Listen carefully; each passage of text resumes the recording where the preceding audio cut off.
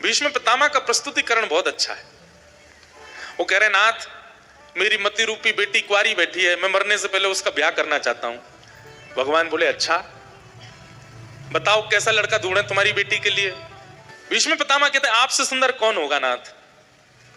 त्रिभुवन कमनम, तीनों भुवन आपके ऊपर वारी वारी जाता है। तमाल वर्णम, तमाल वृक्ष के समान आपका वर्ण है। आप पीतांबरी पहन करके जब निकलते हैं तो रविकर गौर वराम वरम दधाने, ऐसा लगता है दूसरा सूर्य पृथ्वी पर भ्रमण कर रहा है। आप इतने सुंदर हैं, मेरी बेटी के लिए आपसे सुंदर वर नहीं मिलेगा, इसलिए आप ही मेरी मति रूपी बेटी से ब्याह करो। भगवान बोले हमारी सुंदरता पर तो तुम मोहित हो गए, पर दामाद में केवल सुंदरता नहीं देखनी चाहिए, और भी कई गुण होते हैं दामाद के, वो देख करके अपनी बेटी का ब्याह करना चाहिए। अब तुमने ब्याह का प्रस्ताव किया है तो पूरा ब्याह अच्छे से ही करो। सुंदरता पर तो तुम मोहित हो गए, सुंदरता देख करके ब्याह नहीं करना चाहिए। दामाद में और कौन कौन से गुण होने चाहिए? तब भगवान कहते हैं शौर्य होना चाहिए, सुंदरता नहीं शौर्य भी होना चाहिए। भीष्म पितामह कहते हैं आप जैसा शौर्य किसका होगा? क्यों? बोले जिस रथ के सारथी आप थे, उस रथ पर बैठे अर्जुन को मारने के लिए पूरे महाभारत में कौरव सेना लगी थी, केवल एक को मारने के लिए। किसको? अर्जुन को। धृतराष्ट्र का केंद्र बिंदु अर्जुन, दुर्योधन का केंद्र बिंदु अर्जुन, कर्ण का केंद्र बिंदु अर्जुन, मेरा केंद्र बिंदु अर्जुन। अरे समस्त कौरव केवल अर्जुन को मारना, और हमारा महाभारत उसी समय जीत जाना होता था जैसे ही पता चलता कि अर्जुन मारा गया। लेकिन उस अर्जुन को 18 दिन के युद्ध में खरोंच भी नहीं आई। इसका मतलब क्या है? कितना भी बड़ा योद्धा हो, एक बाण तो छुएगा या कहीं से तो थोड़ा बहुत छिलेगा, थोड़ा तो उसका रक्त कहीं से निकलेगा, इतने लंबे इतने बड़े विशाल युद्ध में। लेकिन उस महाभारत युद्ध में खरोंच नहीं आई है अर्जुन को, और वो भी तब जब पूरी सेना उसी के पीछे पड़ी थी। क्यों? क्योंकि आप उसके रथ के सारथी, ये आपका शौर्य है नाथ। अर्जुन की रक्षा आपका शौर्य है। प्रेम के वश अर्जुन रथ हाँ क्यों, प्रेम के वश अर्जुन रथ हाँ क्यों, भूल गए ठकुराई हो, भूल गए ठकुराई, सबसे ऊंची प्रेम सगाई, सबसे ऊंची प्रेम सगाई। कैसा प्रेम! यहां हमको एक मंच पर सम्मान मिल जाता है तो दूसरी जगह हम लोग नीचे बैठने में भी संकोच करते हैं कि भाई हमको कुर्सी लगा के दो। देखा नहीं था वहां हमारा सम्मान हुआ था। और यहां ठाकुर जी जो जगत वंद्य हैं, तीनों लोकों में जिनकी सेवा होती है, वो अर्जुन के सारथी बन गए। और केवल सारथी दिखावे के लिए बने हो ऐसा नहीं, सारथी का नेतृत्व किया। 18 दिन में एक बाण भी अर्जुन की ओर आता था, ठाकुर जी इतनी द्रुत गति से अपने रथ को दौड़ाते थे कि वो अर्जुन को छू ना पाए। भीष्म पितामह कहते हैं पूरे महाभारत युद्ध में मैंने कुछ देखा ही नहीं, मैं तो आपको ही देखता रहा, आपकी इस भक्त वत्सलता को देखता रहा नाथ। ये अर्जुन जो सामान्य रूप से खड़ा है, बिल्कुल स्वस्थ खड़ा है, इसमें आपका शौर्य है। इसलिए मेरी बेटी के लिए आप बिल्कुल योग्य हो। आपके अंदर सुंदरता भी है, शौर्यता भी है। मेरी बेटी से तो आपका ही ब्याह होगा। बेटी कौन है भूलिएगा मत, बेटी कौन है? मन। ठाकुर जी मंद मंद मुस्कुरा रहे हैं, भीष्म पितामह की बात सुन रहे हैं। ठाकुर जी बोले सुंदरता है, शौर्यता है, तो भी ब्याह नहीं करना चाहिए, और भी कई लक्षण दामाद में देखने चाहिए। भीष्म पितामह बोले और बताओ और कौन सा लक्षण है? सब आप में दिखा दूंगा मैं। ठाकुर जी बोले स्वभाव, दामाद का स्वभाव अच्छा होना चाहिए। भीष्म पितामह बोले इस पे तो मेरा मुंह खुलवाइए ही मत, आप जैसा स्वभाव किसका होगा नाथ? कैसा स्वभाव है? बोले आप अर्जुन को आज्ञा करो, ये बात सुनने में ठीक लगती है, पर अर्जुन आपको आज्ञा करता है, मेरा रथ ले जाकर के उभय सेना के बीच में खड़ा कर दीजिए। अर्जुन ने प्रार्थना नहीं की थी आपसे, आज्ञा कर रहा था। अर्जुन कौन है आपके सामने और आप उसकी बात मान? अच्छा देखो, भगवान सारथी नहीं बने थे, अपनी इच्छा से नहीं बने। अर्जुन ने कहा था भगवान को कि आप सारथी बनो मेरे। सेनयोर भयोर मध्य, इस उभय सेना के बीच में मेरा रथ लाइए केशव, और मुझे बैठा करके बीच में ले जाकर के खड़ा कीजिए, मैं देखना चाहता हूं किस किस से मुझे युद्ध करना है। उसकी आज्ञा को आप ऐसे मान रहे थे? तुरंत दौड़ करके गए, घोड़े लगा करके रथ में और चाबुक मारते हुए ले आए। एक बार भी आपको लज्जा नहीं आई कि मैं रथ कैसे चला सकता हूं? ये आपका स्वभाव नहीं है तो क्या है? पांडवों ने राजसूय यज्ञ किया, सबको अलग अलग सेवाएं दी, किसी को भोजन की सेवा दी गई, किसी को आगंतुकों की स्वागत की सेवा दी गई। उस यज्ञ में आपने क्या सेवा की? जितने लोग यज्ञ का दर्शन करने आएंगे सबकी पादुका हाथ में लेकर के व्यवस्थित करना, यह सेवा भगवान श्री कृष्ण ने ली थी। ये आपका स्वभाव नहीं है तो क्या? तो यहां पर भीष्म पितामह कह रहे हैं ठाकुर जी आपका स्वभाव बहुत सुंदर है, आप रथ चलाने लग गए अपने सेवक का, इससे बड़ा स्वभाव क्या होगा?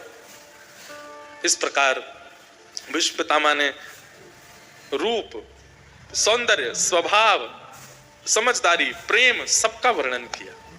भीष्म पितामह कहते हैं मैंने आपका प्रेम देखा। कैसे? बोले महाभारत युद्ध जब निश्चित हुआ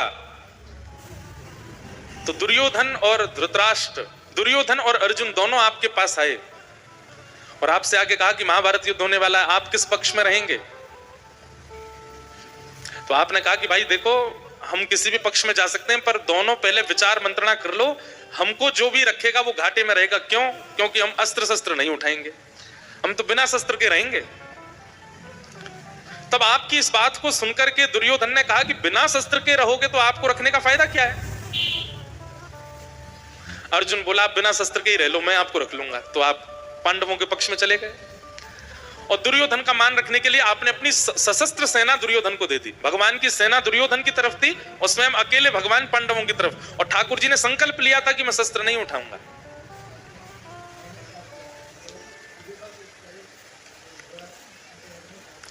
श्री कृष्ण को समझना बहुत मुश्किल है।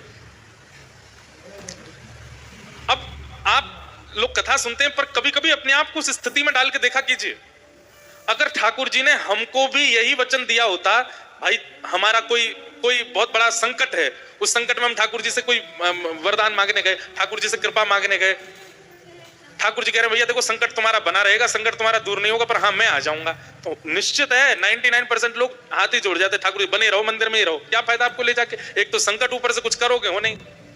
सुबह भोग लगाओ, दोपहर में भोग लगाओ, रात्रि भोग लगाओ, सुला दो, इसके लिए थोड़ी लेके जाना है आपको, संकट दूर करो। लोग बाग आते हैं बोलते हैं महाराज जी हमारे यहाँ 5 साल से ठाकुर जी की सेवा चल रही है। मैंने कहा अच्छा, पर कुछ अच्छा ही नहीं हो रहा, बेटी का ब्याह नहीं हो रहा, ये नहीं हो रहा, हमारे काम धंधे नहीं चल रहे। तो आप किस लिए लाए थे ठाकुर जी को? वो कोई वास्तु के यंत्र हैं कि उनको घर में रखने से काम बढ़िया चलेंगे? वो कोई टोना टोटका है क्या कि घर में आने के बाद अब सब अच्छा ही अच्छा होगा? अगर इस भावना से आप ठाकुर जी की सेवा करते हैं, हम आपसे प्रार्थना करके मना कर रहे हैं मत किया करो। हमारे वृंदावन के ठाकुर जी की तो मत करो, और बहुत सारे देवता हैं किसी की भी करो। वृंदावन चंद तो लाड़ के देवता है, वो तो प्रेम के देवता है, और देवता नहीं है वो देवताओं के भी देवता हैं। उनको समझना बहुत मुश्किल है। आप कहोगे ठाकुर जी मेरे सामने दलदल है, एक तरफ नदी है, बहुत संकट है, मैं क्या करूं? ठाकुर जी आ जा मेरी उंगली पकड़, उंगली पकड़वा के कहो तो महाराज गहरे समुद्र में ही ले जाएं। आप सोचोगे इससे बढ़िया तो मैं खुद ही निकल जाता, इनसे क्यों कहा। ऐसी स्थिति ठाकुर जी बनवाएंगे, बस आप विश्वास छोड़ना नहीं, चाहे वो आपको समुद्र में डुबाएं, हाथ मत छोड़ना उनका। परीक्षात्मक बहुत है श्री कृष्ण, एक बात लिख लीजिएगा, बहुत परीक्षा लेते हैं। वो भले समुद्र में ले जाएं, दलदल में ले जाएं। अर्जुन ने कहा, एक दिन अर्जुन बोला, 4-5 दिन जब बहुत बढ़िया युद्ध चला, सब जीतने लगा, अर्जुन को कोई खरोंच भी नहीं आई, तो अर्जुन ऐसे होता है ना कई बार भाव में बहुत बढ़ चढ़ के बोलना। अर्जुन बोलता है आप जो कहोगे सब करूंगा मैं। नाथ आप तो बस मेरा विश्वास देख रहे हो आप आपके प्रति, आप जो कहोगे मैं सब करूंगा, कभी आपकी बात नहीं टालूंगा। सभी ठाकुर जी की टेढ़ी नजर हुई, अच्छा ठीक है। आज युद्ध जैसे प्रारंभ हुआ और युद्ध करते करते करते अचानक रथ रुक गया बीच युद्ध में जाके। अर्जुन बोला ठाकुर जी क्या हो गया, रथ क्यों रुक गया? भगवान बोले तुम्हारे घोड़े प्यासे हैं, इनको पानी चाहिए, अब वापस तो जा नहीं सकते। अर्जुन बोला अब क्या होगा? बोले अब क्या बेटा, ये सामने से बाणों की बौछार है, इसी में जाएंगे मैं और तू दोनों। नहीं नहीं नहीं ठाकुर जी आप आज्ञा करो, कुछ तो आज्ञा करो। ठाकुर जी बोले एक आज्ञा तो आ रही है मन में, लेकिन तू करेगा नहीं। अर्जुन बोला आपने जो कहोगे मैं सब करूंगा, आप कहिए तो। भगवान बोले रथ से नीचे उतर जा और धनुष में बाण संधान करके पृथ्वी में गड्ढा कर, और गड्ढा करके पानी का स्रोत निकाल, और जैसे ही पानी का स्रोत आएगा घोड़ों को खोल के पिला दे। मतलब स्रोत क्या ऐसे ही निकल आता है क्या? कितने फीट नीचे पानी होता है तब जाकर के स्रोत प्रकट होता है, कितने बाण मारने पड़ेंगे तब जाकर के पानी का स्रोत आएगा। ऐसी आज्ञा बीच युद्ध मैदान में ले जाकर के कर रहे हैं। ऐसा भी नहीं कि पीछे खड़े खड़े कर रहे हो, बीच युद्ध मैदान में। अर्जुन बोला ठाकुर जी मजाक रात में कर लीजिएगा। भगवान बोले मजाक नहीं कर रहा हूं, आज्ञा दे रहा हूं। सुबह बहुत कह रहा था आप जो कहोगे सब करूंगा, आपकी एक एक आज्ञा मानूंगा, यूं करूंगा तो कर, यही होगा। अभी स्रोत निकाल और घोड़ों। और सुन, चर्चा में समय व्यर्थ मत कर, ये सामने देख रहा है सेना, छन्नी बना देंगे तुझे, जल्दी कर। अर्जुन बोला सबका केंद्र बिंदु मैं हूं, मैं रथ से उतर गया, मैं बचूंगा कैसे? भगवान बोले तो फिर दो रास्ते हैं, या तो मेरी आज्ञा मान या फिर सुबह से जो तू कह रहा था आप जो कहोगे सब करूंगा, जो उस बात को निरस्त कर। ऐसे हैं श्री कृष्ण। ऐसा भी नहीं कि शांति से आराम से बैठ करके कोई आपको घबराहट वाली बात कहे, नहीं, जब पहले से ही आप घबराहट में होगे तब घबराहट की बात करेंगे। ये श्री कृष्ण है।